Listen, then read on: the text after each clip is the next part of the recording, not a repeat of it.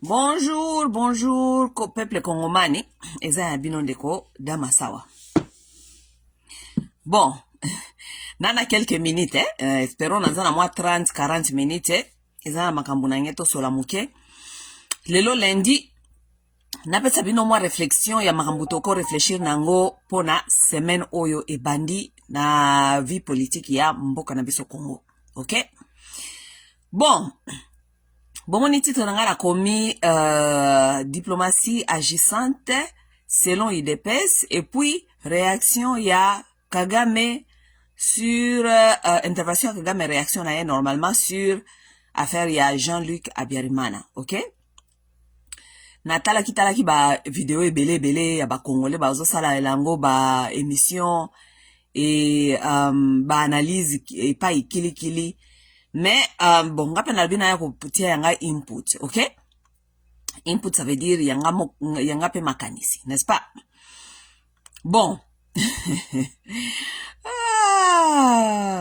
Nabandela la réaction ya Kagame sur Jean-Luc Abiyarimana, OK? Vous connaissez vous tous Jean-Luc Abiyarimana azali mwana ya président oya kufaka na Rwanda. Comment les agina Abiyarimana qui? Comment il s'appelait? Juvenal Abiyarimana, OK? Juvenal Abiyarimana. OK? Bon, nakozonga l'isolo ya génocide, vous tous vous connaissez cette histoire, mais peut-être un jour je reviendrai to sur la pona makambi ya génocide parce qu'il faut te rappeler la cabine histoire na génocide. Pourquoi? Parce que ba Rwanda ba tous yo bazana pouvoir, ba tekela ngo mokili momba na lokuta, il faut te rappeler ka toujours ba Congolais, be te rappeler ka toujours batu histoire nenge zalaki ke batu bafana na kata histoire ya lokuta te oyo batu si bazali ko tekela batu. OK?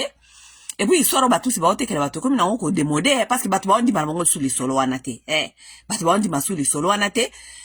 Nous avons vu ici commémoration na bango ya génocide liboso bazaki so babani ma commémoration na bango génocide awa batu babande ko ya ebele ba président ebele ya bamboka ebele mais to komi komona ke batu ba komi ko lâcher na bango masolo ya génocide oyo ba komi ko comprendre que za masolo ya lokuta eza masolo oyo Kagame asala pona à se maintenir au pouvoir pour ba tout ba continuer ko diriger Rwanda parce que ba minoritaire so toke na démocratie ya solo ba qui jamais ko gagner ba élection. Donc il faut créer des histoires pour se maintenir au pouvoir et se maintenir au pouvoir on va toujours se victimiser pour dire que oh nous sommes en danger, nous sommes un peuple minoritaire, on va nous tuer, si on donnait le pouvoir on va nous tuer, alors on doit se maintenir ici parce que nous avait tué. Donc, le monde commence à comprendre petit à petit parce qu'on a vu ça avec la commémoration du génocide la fois passée que bah chef de l'État mingi surtout bah africain bah ya quitté parce que l'Afrique a ouvert ses yeux. Afrique essaie de comprendre makambi ya Kagame bah c'est pas comprendre qu'azali pion ya ba occidentaux bah zali wana ba plaça ye wana pona panza batu a panza ba armée na yena kata ba ya bamboka batu mususu parce que armée rwandaise FPR bazali na 5 pays africains ba osela ba mindele misala ya salité eska ba mindele baza ko yiba ba pétrole eska ba mindele bazo ko panza ka bamboka batu ale baza ko benga Kagame ale tindela biso bato awa ba africain mingi ba komi ko comprendre makambo ya Kagame ba komi ko comprendre que Kagame c'est un pion des occidentaux yo moko bisko Afrique komi ba pays mususu eza ko linga susu makambo ba occidentaux te alors batu mingi ba komi ko se méfier de toute façon na Kagame. Ils ont compris son jeu et surtout dans la région des Grands Lacs. Bref.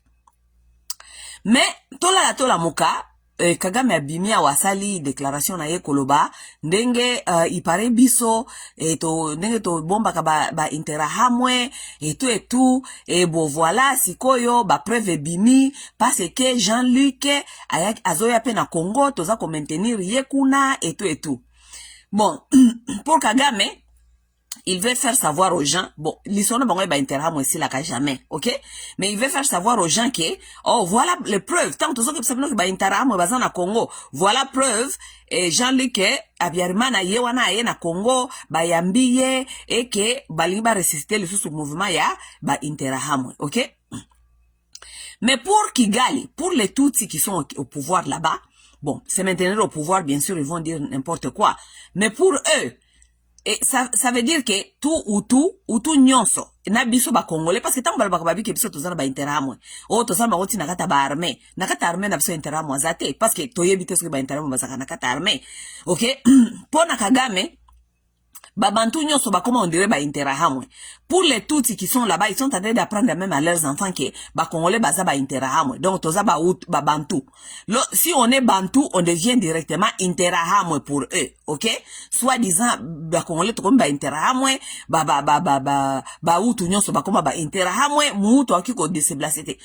Moi na Jean-Luc Abiyarimana celui-là, on avait tué son père. Lui aussi, c'est une victime des rébellions de Kagame. Oui, parce que son rébellion, quand des Rwandais subiraient qu'un génocide était. Oui, si les rébellions n'étaient pas entrées au Rwanda, c'est ça la vérité des choses. S'il n'y avait pas les rébellions, donc Kagame et ses amis avaient causé pour venir envahir le Rwanda. Parce que, qu'on se le dise, le Rwanda, c'était un pays souverain qui avait tout droit de se protéger n'importe quelle invasion. OK? Invasion nyonso. Hein? Et quand on a pays souverain, pays où on a la souveraineté à se défendre. Ça veut dire que le Rwanda avait sa souveraineté et avait le pouvoir de se défendre.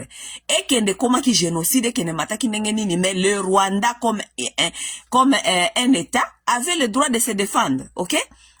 Donc, Kagame a aussi qu'on prétend que lui, il n'a pas participé au génocide. Il a participé au génocide parce que lui, il est venu comme un rebelle, OK, pour déstabiliser le pouvoir qui était sur place, le pouvoir qui était voté pour être là. Oui, pouvoir ezalaki na légitimité nyonso ya kozala wana. Yo ko yakte ko provoquer ango. Il est venu provoquer un pouvoir qui était légitime, OK? Donc, Habyarimana, mwana na yazaki mwana muke, ce petit-là, il n'a jamais, il connaît même pas c'est quoi, je ne pense même pas qu'il connaissait c'était quoi, ça veut dire être un interahamwe, OK? Donc, il est parti en exil, comme il est parti en exil, oh, il est revenu maintenant, OK? Il doit revenir, parce que, de toute façon, mboka wana pe ezali mboka ya Barwande nyonso, ya Muhutu, ya Mututsi, ya Mutwa. OK? Mboka wana ezali ya Barwande nyonso, ya Muhutu, ya Mututsi et toi. Mais vous savez ce que c'est histoire à Rwanda ezali ko apprendre nga petit à petit. Histoire à Rwanda ezali ko apprendre nga que les gens là du Rwanda là, ils continuent jusqu'aujourd'hui, baza ko vivre na kati ya Animal Kingdom. Oui, baza ko vivre na kati na monde ya ba animal, OK?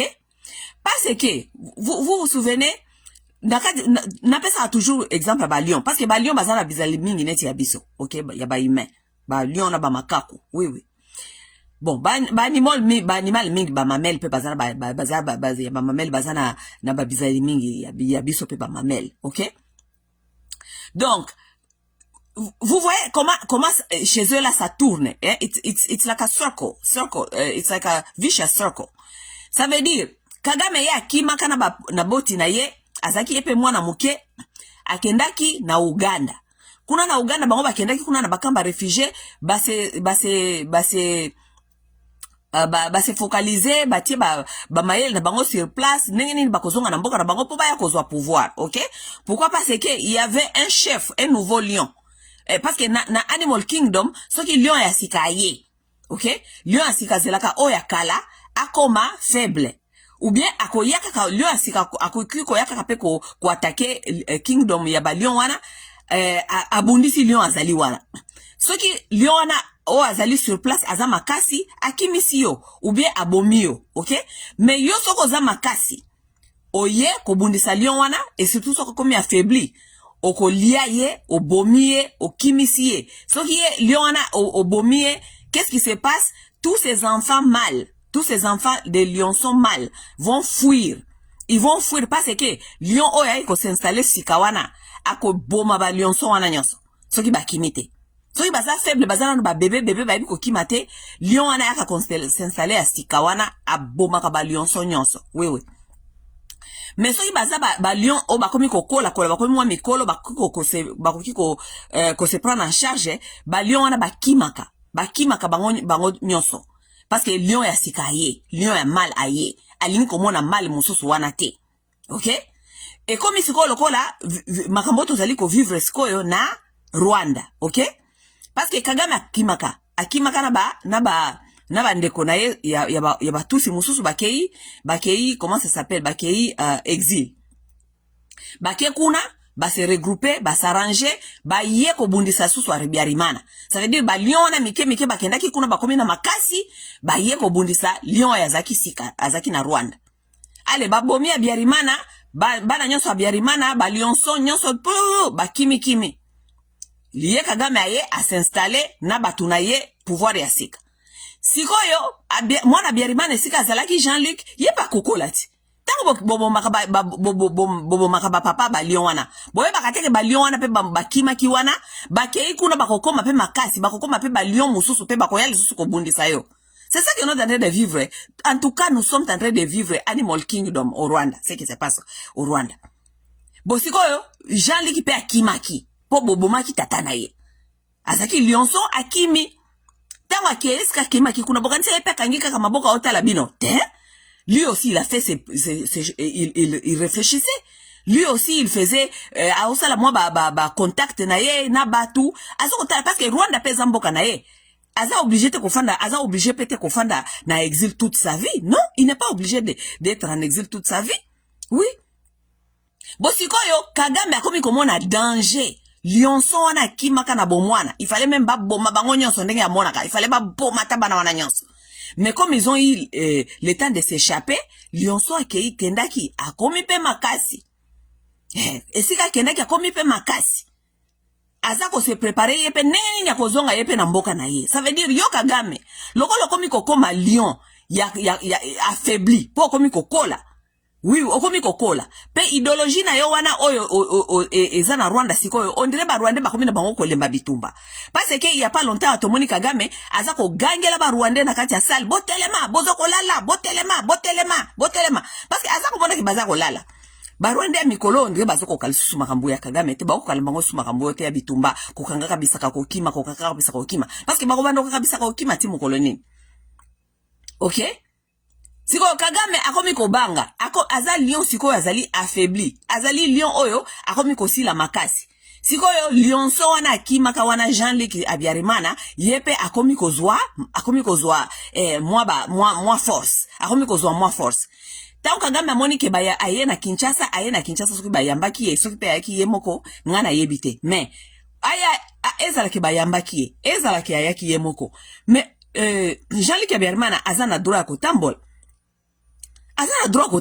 est-ce que ye Kagame faut contrôler ka mouvement ya Jean-Luc ake wapi akoti toilette alala kiernini azonga kiernini te wana komi ko banga parce que l'instinct humain ya Animal Kingdom ezali kozongela eko yebisa eke ngai sikoyo nakomi kolemba mwana oyo akoki koya ko détrôner ngai anytime. Oui.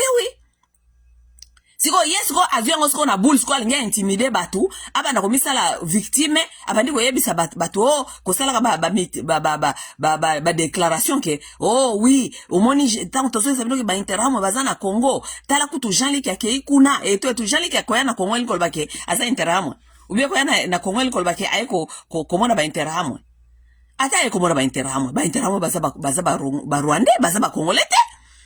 Les interamos, ce sont des citoyens, s'ils existent, ce sont des citoyens rwandais. Ça veut dire que les interamos, s'ils existent, ils ont aussi droit d'aller vivre chez eux, comme tout autre Rwandais. OK? Oui. Yango siko na zongi na lisolo na bengi na lobi ke na lobela pe diplomatie agissante soi-disant ya batu ya IDPS bazali ko betela so masolo o ya Paul Kagame na Jean-Luc Habyarimana. OK? Siko tangu batu ya IDPS bazako webisa biso ke bango basali diplomatie agissante. OK? Diplomatie agissante. Diplomatie agissante batu ya IDPS basala qui soit disant ça fait 7 ans. Diplomatie agissante à part ba voyage. OK? Et loko nini diplomatie wana yenango? Diplomatie wana loko nini yenango? Boye ça diplomatie ena loko nini? À part côté kamboka na photo. Oui, parce que soto lobito récolter le kamnini diplomatie na bango yenango. À part côté kamboka na photo. À part kai kwamba koyela biso zemi. À part kolinga koyela biso sikoyo ba migrant eloko nini diplomatie oyo ba soi-disant bagangela kabiso mikolo nyonso diplomatie agissante eloko nini diplomatie wana siye nango à part bitambola tambola mwanza photo bakenoka ngana Trump likola koteka mboka zemi ya kwa ikwamba na ba migrants ko bazali koya eloko nini diplomatie wana ye nango diplomatie wana ye eloko te diplomatie wana ye eloko te kaka ba promesse o ba américain balobi ba kosalela biso ba américain balobi ba kopesa ba américain balobi ba former armée ba américain balobi ba koya kotonga ba usine ba américain balobi sikoyo lokola ba congolais balingaka ba promesse kwa Tshisekedi apesa bango ba millions de promesses oyo yemo kwa tikala ko sala te sikoyo ayeli bango ba promesse ya ba américain ba koya kotonga ba usine sikoyo bozo ko mituna te ba koya kotonga usine tozana courante izine tambolaka na nini izine tambolaka na courant siko tozana courant te ba américain ba kotonga izine ndenge nini pona investissement pona ba industrie et sala mais il faut courant il y a pas de courant siko ba américain ba yotonga ba izine ndenge nini yoza na courant te Félix Tshisekedi wana nyonso ba promesse parce que vous savez que tout ce que vous êtes allé chercher là-bas n'a pas marché parce que biloko na nyonso bozali koyebisa ba congolais zali kaka ba promesse eloko moko te zali concret pourquoi parce que ti sikoyo bokende koteka mboka soit disant diplomatie agissante ti sikoyo Kabila nananga bazaka na Goma na Bukavu batikala jamais kotika yango bazaka kakuna ce qui est même grave MONUSCO azongi lisusu MONUSCO kanga bisoka na ya kimi MONUSCO kanga bisaka kimi n'est-ce pas MONUSCO kanga bisaka tango Goma na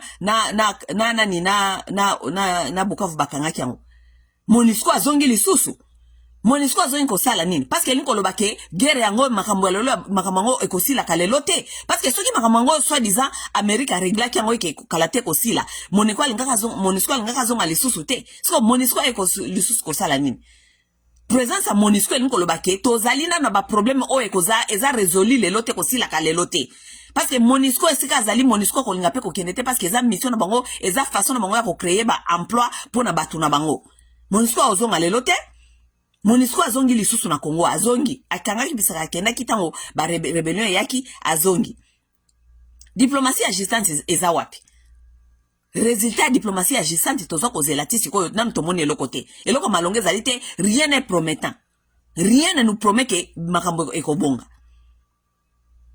Batu ya IDPS babete dulu makelele awa Uvira batika ki Uvira yango baibisa ki bango batika Uvira yango na balongwa ki Uvira tango ka Trump aisi bango bobi mana Uvira batiki Uvira oui batika ki Uvira mais Bukavu na Goma batika te parce que wana de ba grande ville Bukavu na Goma batika te Nord Kivu kutu nyonso eza na maboko na bango batika te ba Amerika baso continue ko travailler na bango na yebisa bino kutu likambo oyo bozo koyeba te bomoni Uvira wana batika ngote pona diplomatie agissante na yebisa bino pourquoi ba M23 batika Uvira ba M23 batika Uvira parce que Burundi a fait des menaces oui batika Uvira te parce que soit disant diplomatie agissante ya Félix Tshisekedi non parce que diplomatie agissante ya Félix Tshisekedi pourquoi bakotika ville lokola Uvira eza grande ville te Uvira zali grande ville te ba grande ville zali Bukavu na Goma so ki diplomatie agissante il faut batika nde Bukavu na Goma Uvira eza petite ville zali deuxième ville ya Sud Kivu Bukavu zali première ville ya Sud Kivu mais pourquoi bazana na Bukavu bazana na Goma batika Uvira parce que Burundi amenasaki parce que Burundi azali na frontière surtout Bujumbura capitale ya Burundi Bujumbura eza vraiment na frontière très proche na Uvira ok alors que biso nyonso toyebi problème ya Burundi na Rwanda balobadaka lisusu te diplomatie bakata pourquoi parce que Rwanda azakoluka koseme ba problème na Burundi azakolinga ko inciter ba Rwandais pardon ba Burundais Tutsi ba se lever pour ba quoi il s'appelle régime yakuna comme ça ba créer Tutsi land na bango. Alors, Burundi a connaît ça parce que de toute façon, ils ont déjà problème na moye bango pe depuis kala.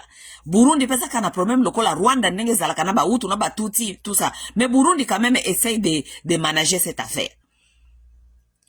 Bon, tangu Rwanda azako ya ko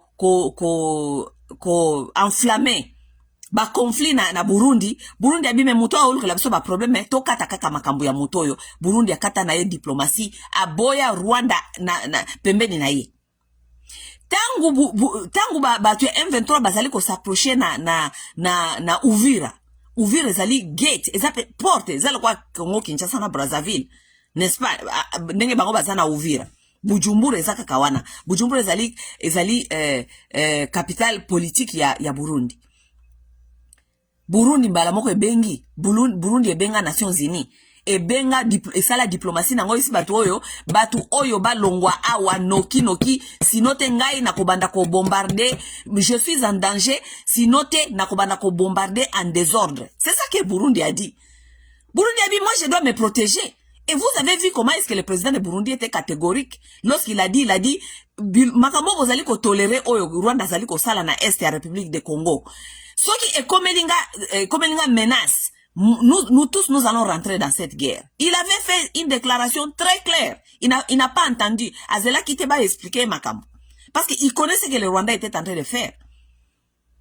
Tangu baye ba komi na porte na ye, ba komi na Uvira, ye azali voisin direct ya Bujumbura azali voisin direct ya Uvira. Burundi abengi Nations Unies abengi batu isi bango bolongola batu oyo awa soki balongwe awa te, moi je vais commencer à bombarder en désordre et puis bolo bateke na yebisa ki binote parce que moi je vous ai déjà dit que batu oyo na makambazali ko sala bazo ko linga ba déstabiliser biso nyonso, donc bolongola bango awa. Alors les Amériques et les Nations Unies babenga batu ya M23 baisa bango bolongwa na Uvira. Ce n'était pas parce que c'était une diplomatie congolaise. Non. Ce n'était pas parce que le Congo avait fait sa diplomatie. Non. C'était parce que Burundi avait dit que soki bolongoli batu oyo awate, lorsque je vais commencer à me défendre, je vais bombarder en désordre. Yango balongola ki batu wana balobi bon lokola tolingite Burundi pe akota na makambo oyo tolongola batu oyo tolesa ngo bazonga kuna na Bukavu na Goma esika bazwa ki epa ya ba bolole donc ba bolole ba congolais batu ba yebite ko sala menace ba congolais batu ba yebite ko loba ce qu'ils vont faire, ils n'ont pas une armée qui donc bozonga pas ba bolole. Loka bosu ki deja Bukavu na Goma bozonga kuna parce que awa Burundi aboyi boza na frontière na ye. Comme ça menace comme ça Burundi soka koti makamboyo et comme makambo to kapesus ko contrôler te bolongo na Uvira. C'est pourquoi ces gens-là ont quitté Uvira. Ces gens-là n'ont pas quitté Uvira likola bata ya batu ya makelelo basoko bata fashi béton basoko bisa biso ke o balongo wa ba monita kaka fachi kaka tango azaki kaka kuna na Amerika ale yebisi bango diplomatie agissante omone balongo na Uvira. Balonga na Uvira, mais balonga na Bukavu na Goma te pwane. Bazonga pa ba mobobe. Bazonga pa ba zoba. Eska ba osala bango elokote. Ok? Siko ngana lobiboe. Ye Tshisekedi na diplomatie na ye, ok? Soit disant diplomatie agissante. Voilà une opportunité que ces gens-là ici ont raté de faire soit disant diplomatie. Parce que, même si nous sommes en train de chercher paix durable na Est de la République, paix durable kozonga quand? Paix durable kozonga, ce qui oyo bisope to adopté ba mo oyo Kagame adoptaka ba mo alobaka bi ke cause root cause, ok? Ça veut dire cause profonde. De bango ba benga ngono. Les causes profondes. Nous devons parler des causes profondes, ok? Ok? Nous aussi nous devons adopter cette même langage. Nous devons parler des causes profondes. Cause profonde, pourquoi Rwanda azali na Est de la République? Soit disant ba interahamwe oyo soit disant Félix Tshisekedi akende ko renforcer ko ndimisa bango ke oh oui soit disant tozana ba interahamwe, n'est-ce pas? Oyo Kagame akomi ko koloba lelo ke oh Jean-Luc aye kutu na Est de la République du Congo parce que Jean-Luc azali interahamwe aye pe ko inciter ba interahamwe. Voilà, c'était l'occasion ce qui tokoya en Amérique penza ko sala diplomatie soki agissante toloba ke biso pe tolingi to solo la makambo ya cause profonde. Cause profonde, pourquoi Rwanda dit toujours qu'il est à l'Est de la République, soit disant il y a des interahamwe. Ok, Rwanda, pourquoi vous êtes dans l'Est de la République? Oh, cause profonde, parce que vous gardez les Interamwe là-bas. Ok, comme nous gardons les Interamwe ici, hein, nous devons parler maintenant des histoires des Interamwe.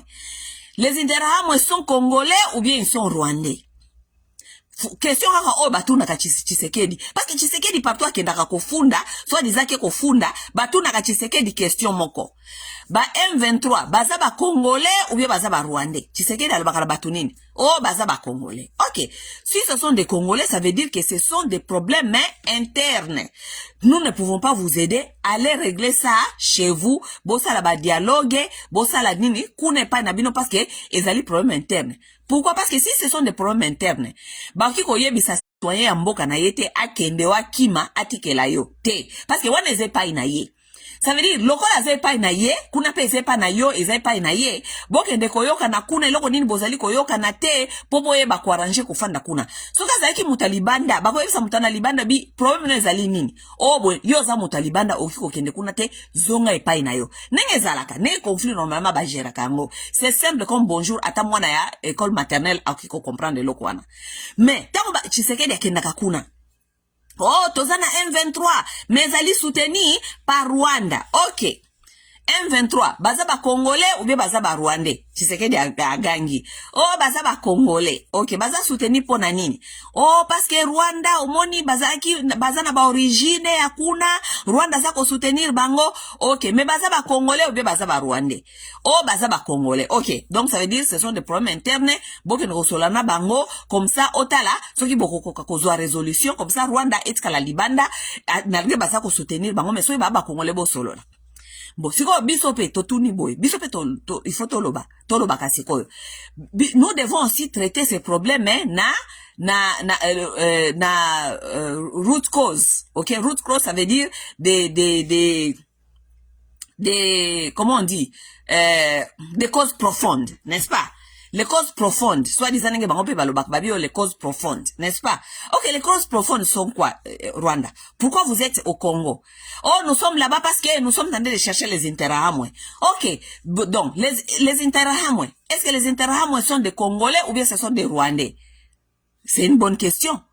M23. Est-ce que les Interahamwe sont des Congolais ou bien les Interahamwe sont des Rwandais?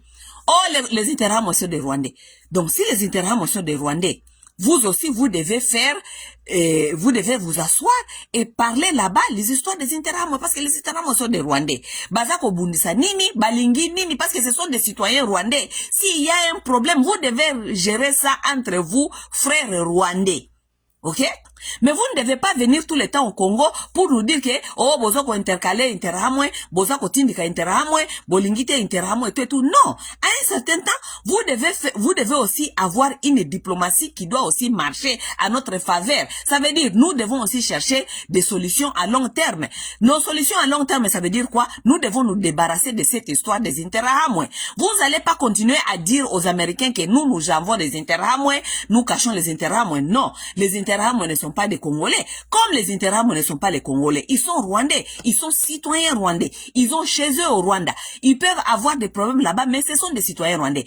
Ça veut dire, nous aussi, nous devons travailler dur pour qu'on puisse demander au Rwanda de aussi parler avec l'Interahamwe, de parler aussi avec les Hutus, que lui, il traite les Interahamwe. Il doit aussi parler à Jean-Luc. Jean-Luc qui est aussi le fils du Rwanda. Lui aussi, le Rwanda lui appartient. Le Rwanda, c'est chez lui. Le Rwanda, chez son père. Ça veut dire que Jean-Luc aussi, ou bien les autres Rwandais qui sont dehors, que lui, il dit qu'il a peur de ces Rwandais-là, mais c'est seulement au Congo qu'il vient se réfugier. Parce que les Interahamwe, ils sont partout. Les Interahamwe, lorsqu'ils ont fui, ils ne sont pas seulement venus au Congo.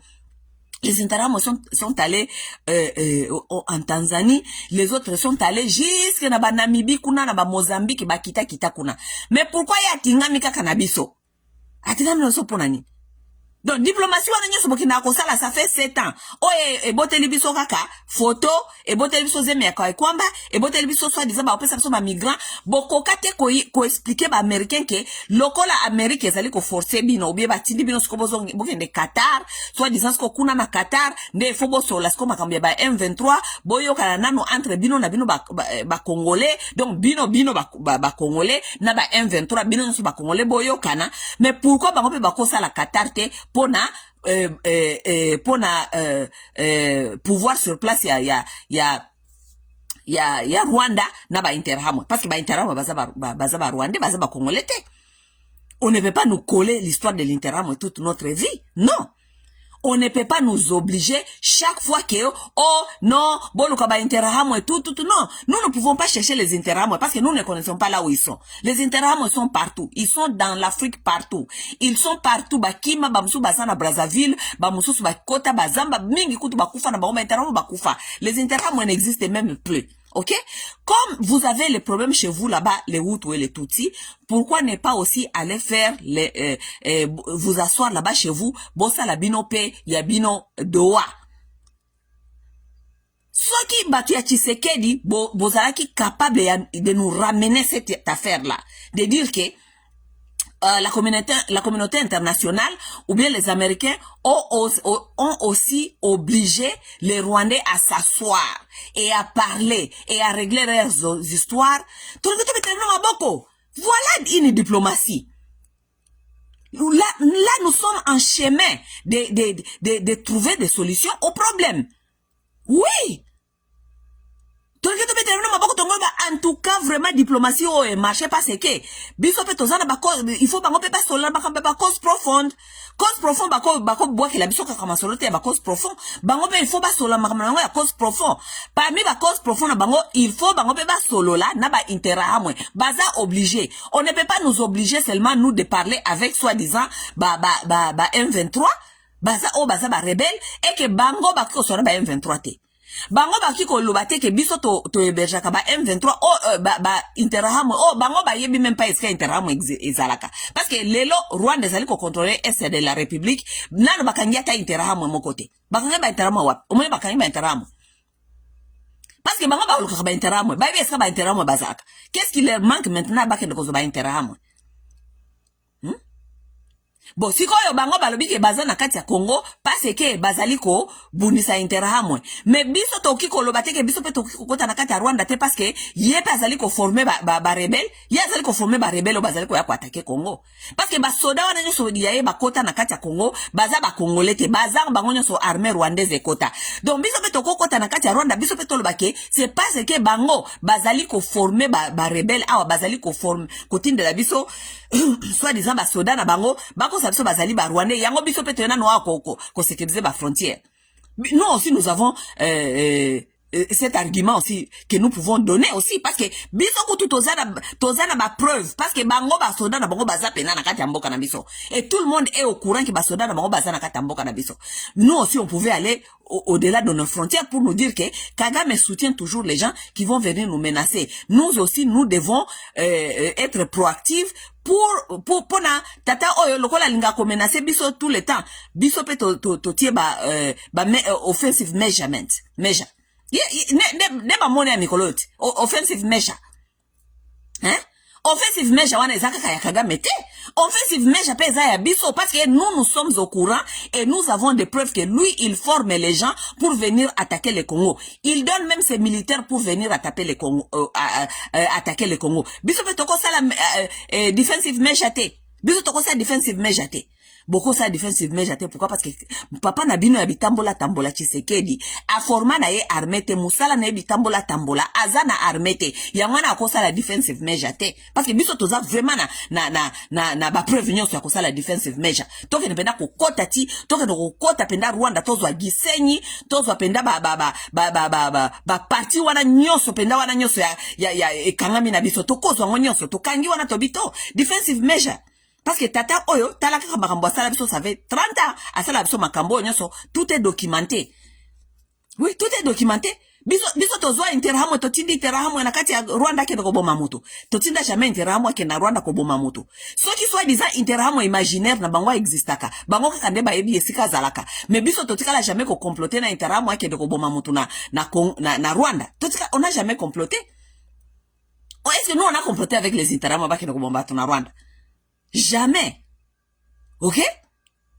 Bon, ce qui intéresse moi, c'est pas na biso. Est-ce que intéresse moi, biso nde to ya na intéresse moi, biso nde to fandi si intéresse moi, na? Intéresse moi ya pour akima pour avoir réfugié rwandais. Si on a réfugié rwandais, ça veut dire à un certain temps, il doit rentrer chez lui. Pour que intéresse moi rentre chez lui, il faut qu'il y ait un dialogue entre eux. Que batika koko sabato. Il faut qu'il y ait un dialogue entre les Hutus et les Tutsis. Ok? Oui?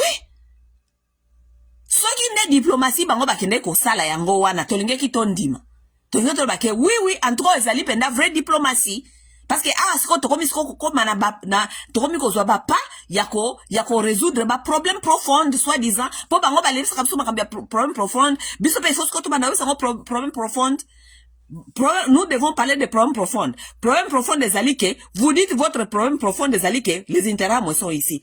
Ok, les intérêts moi sont ici, vous seulement vous les voyez. N'est-ce pas? Ok, si les intérêts moi sont ici, parce que c'est ça, soi-disant, les causes profondes, n'est-ce pas? Si les intérêts sont ici, est-ce que les intérêts sont congolais ou bien ils sont rwandais?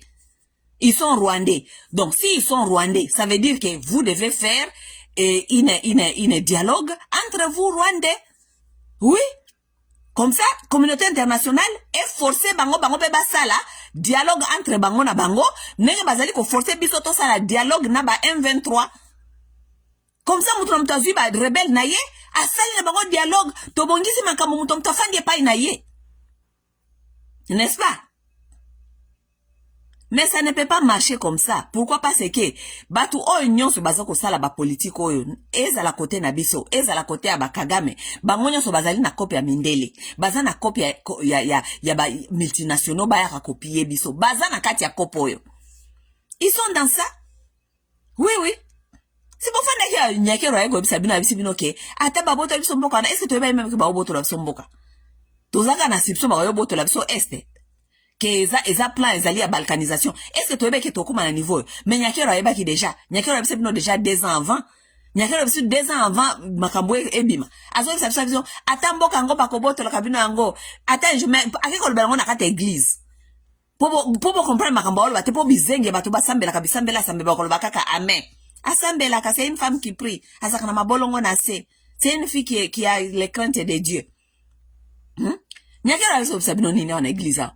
Atamboka wana baboto le biso yango, bakoko ya bakokoloro, bakokoloro ya bakokoloro. Asino même pas que bakoko na bino bana bino bakoboto lango. Bino bakokoloro ya bakokoloro. Ça bakokoloro ya koloro ça veut dire mukoloni.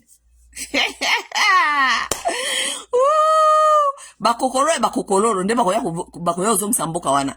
Bakokororo. Ba génération combien elle qui? Hein? Ces gens ici savaient de quoi il s'agit cette affaire. Ils savent de quoi il s'agit cette affaire. Basali ko l'excelabino tant dans les bêtises.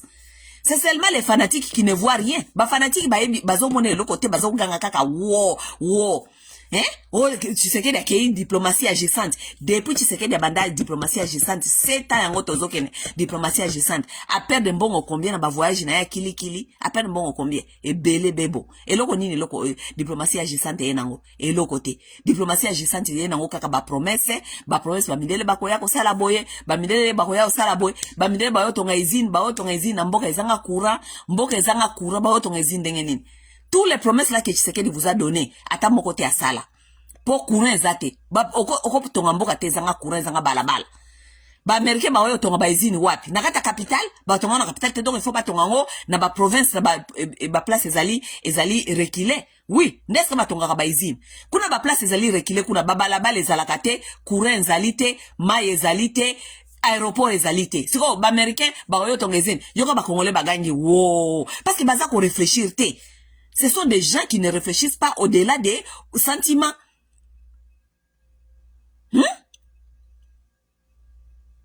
Tu sais que dans ce tonga armée zate loko mokote parce que y a parti la biso so qui defensive measurement.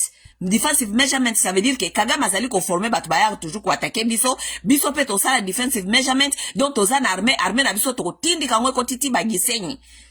Oui, et que ba gisenye ke iti ba shangungu. Kote kuna nyonso wana nyonso to tie ba armée na biso koti ti Rwanda. Biso to be defensive measurement. est-ce que toza na droit te ya kosala defensive measurement?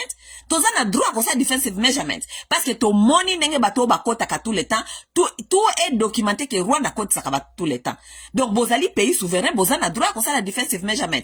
Kagame akotisi bato na ya kangi Bukavu na Goma nyonso, azo sabino kezali defensive measurement. Akangi tala ba ville ya minene, azo sabino kezali defensive measurement. Defensive measurement bino na botika la tako tinda mutu moko kuna te, botika la tako tinda interahamwe kuna te, botika la tako tinda sodate, interahamwe nini bakanga kuna, Kagame BBC na miso ba television, alobi na ekeo, ah oui, biso tozaki ko comploter na armée congolaise, toya ko bombarder awa, yango bokangi biso. Abimisa tamoko te, mais combien de Rwandais tokanga o basa même ba militaire rwandaise tokanga epa inabiso ba uti straight na armée kuna, combien tokanga? Donc biso tozana droit sa defensive measurement te toko sala ngote. Pourquoi? Parce que Tshisekedi aza na armée ya malonga te.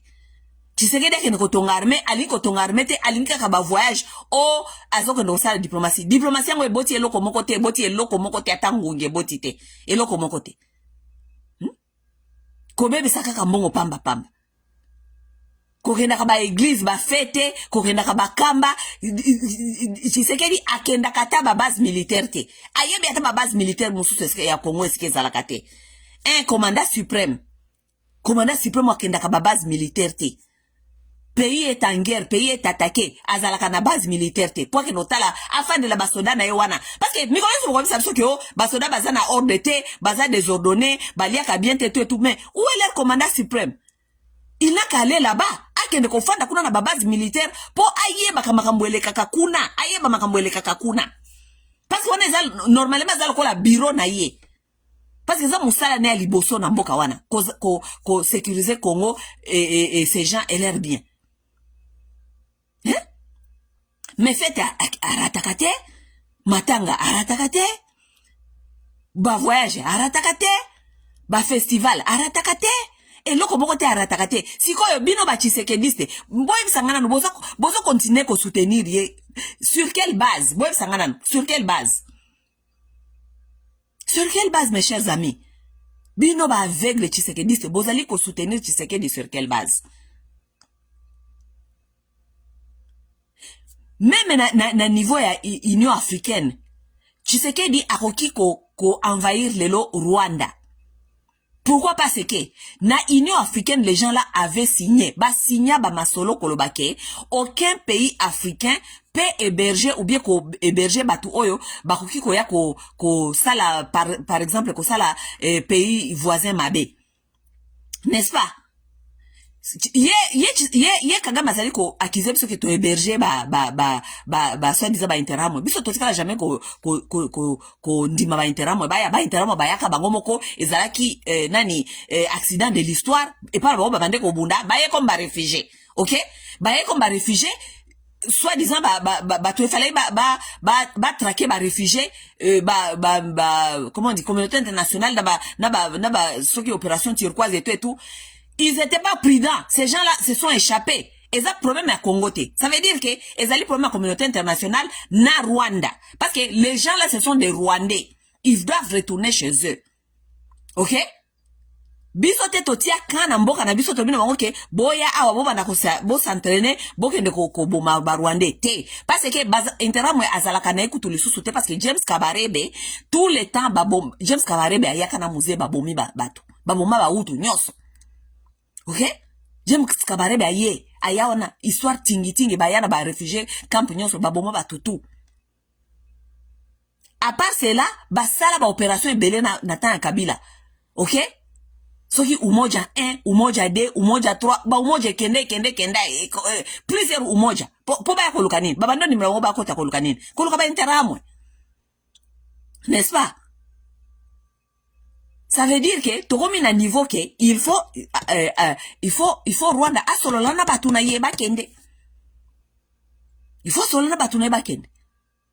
Mais Rwanda azaliko entraîner ba M23 toza ko monango azako pesa bango meme minduki parce que Congo atikala jamais ko pesa interahamwe munduki akende ko envahir Rwanda. Mais M23 mutu pesa kaye munduki ezali Rwanda. Bayaka na minduki ya Rwanda. Ba voiture ya Rwanda, ba uniforme Rwanda. biloko nyonso Rwanda pesaka bango. Ça veut dire que Rwanda azali ko break ba rules même ya Union africaine. Yana azali ko alimenter déstabilisation ya Congo. Donc na niveau international, na niveau ya Afrique, donc toza na droit ya biso petolo bake totie defensive measures. Oh, Kagame na bandi ko boke la biso mikolo na mato mikolo. Defensive measure. It's my defensive measure. Yaza na droit defensive measure. Te parce que biso totika jamais ko kote pa na ye, totika jamais ko kote sa interamo pa na ye. Po interamo za ndeko na ye. Ye mo ndeba ye na interamo ndeba bunda. Mais ye abundisaka biso. Donc biso to na droit ya kosala defensive measure. Defensive measure, ça veut dire que tokeiti na kati ya mboka na ye kokende ko sala coup de fou ko kanga espace kuna ko bake bango ba yaka ko déranger biso. Mais to sala ngona nini? Wapi soda sikoy, wapi soda? Wana sonde département sikoy ya Tshisekedi. Bino ba Tshisekediste. Wana département sikoy ya Tshisekedi. Hein? Département na ye. Il faut former armée, il faut tous ba militaire, il faut tous ba militaire capable. Département na ye. Wapi soda siko, wapi mbila. Mbila zate, po tata na bino za wapi. Ulia kende ko former ba mbila, ulia kende ko fanda na camp militaire, tata na bino akende lelo azana kamba. Kaka biloko ko sambela. Lelo akende église mai kalambai mabe. Lobi akende église ya mwana kutino mabe. Lobi akota awa mabe. Lobi akota awa mabe. Lelo akende na feti ya muzitu mabe. Lobi akende na matanga oyo mabe. Lobi akende tata mobimba uli akende kofanda na kati ya baka militaire. Akende kotala kuna tango tokolo babongo yoko ba Tshisekediste bayawa. Oh eza foti na yete akuta armée zalakate akuta armée panzana meme nata ya Mobutu armée zalaka deja ya kobeba meme nata Kabila dabo maki armée Kabila loka armée metata na bino aza mokonzi armée lelo musa asala kanini afanda kakuna na ka militaire tata na bino mokonzi armée lelo ye Tshisekedi afanda ka wapi afanda kana ba avion afanda kana na ba poto lelo akende amata lobi azonga amata lobi akende feti oyo lobi akende feti oyo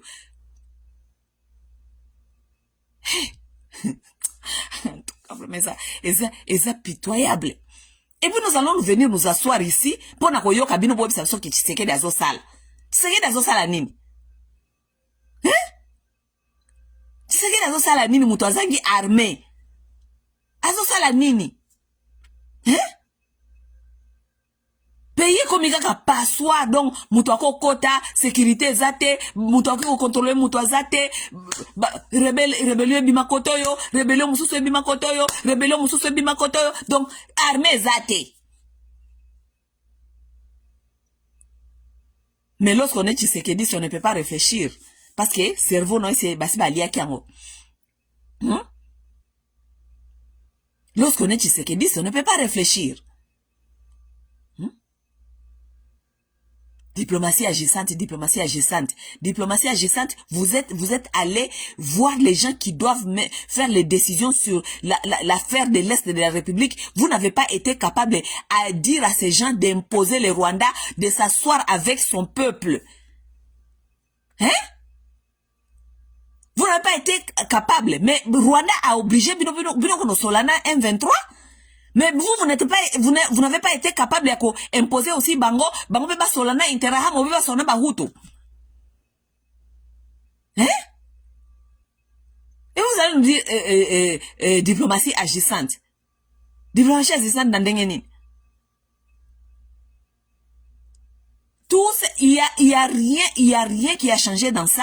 Le Rwanda n'a pas changé. Rwanda atikalika kaisika ya zalaka, atikalika kaisika na maloba ya alobaka, et loko moko te changé, alobi pe akolongola pe batuna yete, et loko moko te ko changé, ata bosali nini alobi ka kolongola batuna yete. Pourquoi? Parce que nous sommes en train nous avons des gens qui n'ont pas l'intelligence.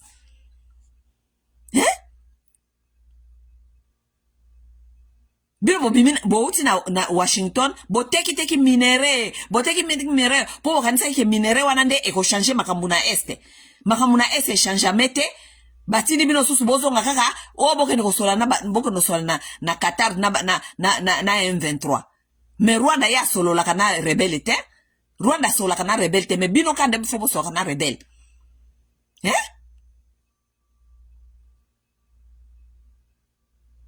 Bomoni muninga na bino Burundi te. Nenga alobina batona ba longola batuna batu ba M23 na Uvira parce que ça pemene la frontière na ye. Bomoni te Burundi nenga bisi batu. Est-ce qu'on bon longola bato Nokia wa sona ko bombarder wa en désordre beaucoup regretter. Les gens là connaissent Burundi. Bazu yo sérieux. Ndayishimiye azo sakana bangote. Ce n'est pas de la blague ici. Ndayishimiye ne fait pas des voyages n'importe comment. C'est un monsieur responsable. Il garde son pays bien. Il guette les dangers. Hein? Il n'est pas comme votre papa Tshisekedi Chilombo irresponsable. Mboka ya guerre ya zako sakana kaka na ba joueur ya football azako sala buzoba. Ndayishimiye alobi bolongola bato na Uvira tout de suite. Ezali menace na frontière na ngai. Bolongola bango lelo. Nani ko yoke lokote. Balongoli bango. Bati bango wa bazongisi bango Tshisekedi. Basi bango boke na Bukavu na Uvira kune pa zoba wana. Aosa bino lokote boke na bino kuna. Ba bimi na Uvira noki ba mati Bukavu Goma ba kesu ko fanda kuna. Parce que Ndayishimiye pese bango tante. Voilà un homme d'État. Hein? Il voit les dangers. Bato basala anga toujours ba menace. Bango ba komi na porte awa ya Uvira awa. Lobi so na kangimi so bako tada awa Bujumbura. Bolongola bango na frontière na nga noki. Na kupesa bino tante bolongola bango. Balongoli bango Uvira. Baisa mbozo ngepa Tshisekedi na Bukavu na Goma. Bozo ngakuna. Eska ya lisana, eska tatawana azalakane na kata bafeti, tatana kenda ba matanga, tatawana yebi ataba base militaire na esike ezalakate, bozo ngakune pa Tshisekedi. Yango bazongi Bukavu na Goma. Bazongi kuna. Ibi bozo bisa siko ba américain, ba kenda ki kuna diplomatie bokomona, eloko tozo komona eloko te. We ain't seeing shit. Tout le monde est là comme côté. Parce que Kabila paye donc de plus bazoko fana na bango, de plus kutu ba coopération, ba komi ko sala ba coopération na bango chintoko. Ba fandi na bango kuna. Kabila nananga ba fandi na bango kuna na ba makenga, ba fandi na bango. Kinshasa pe ba fandi na bango. Si mabozo ko yebisa biso nini awa, bino ba fana kwiti, bozo ko yebisa biso nini. Vous nous dites quoi? Vous ne dites rien du tout. Bon, c'était un peu ça. Nangena ebisa bino kaka diplomatie efutite, diplomatie eyene lokote, diplomatie eyene lokote. Yebisa bataliba ba pesa biso liste ya diplomatie eyena nini. Diplomatie soit disant légisante. Eyena nini. Diplomatie eteki mboka likola photo parce que tozui lokote. Toteki minere Félix azui photo na Trump. Est-ce que nakosi tozui nini? Biso nde toteki mboka. Félix azui photo na Trump. Nini yango toyenango? À part côté ka topesi tant toteki mboka eloko nini tobimi nango kuna tobimi kuna na victoire babisi to récupérer Bukavu na Goma to récupérer est de la République to récupérer le côté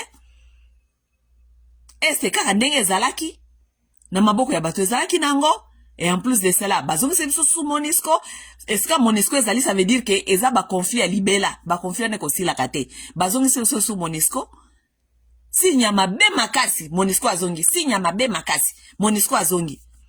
Ça veut dire que conflit est aussi la kate. Yango bazongi si MONUSCO. Va là-bas, là où il y a toujours des conflits. Les gens là ne vont pas s'arrêter à se battre. Va là-bas, retourne là-bas. MONUSCO azongi. Wana de diplomatie? Hein? Et en plus de ça, boyeli biso matabisi. Matabisi boyeli biso ba migrant? Hein? Boyeli biso ba migrant? Na maman na bino la diplomate, maman de la diplomatie, yé pa yele biso zem. Ne biloko diplomatie bimisi. Bo pesa biso liste, na pesi bino challenge. Mutu na mutu akoma liste ya diplomatie, eska diplomatie yé na nini. Ok? Comme ça, tout ça la ba comparaison. Po makamona alo beza lokutate, diplomatie yé na nini. Bino bati ya Tshisekedi, bo pesa biso liste ya diplomatie yé na nini. Comme ça, tout ça la, so ki to gagné côté nini. Et loko te chijingu zero ntabio lokola ba mushi balo ba ntabio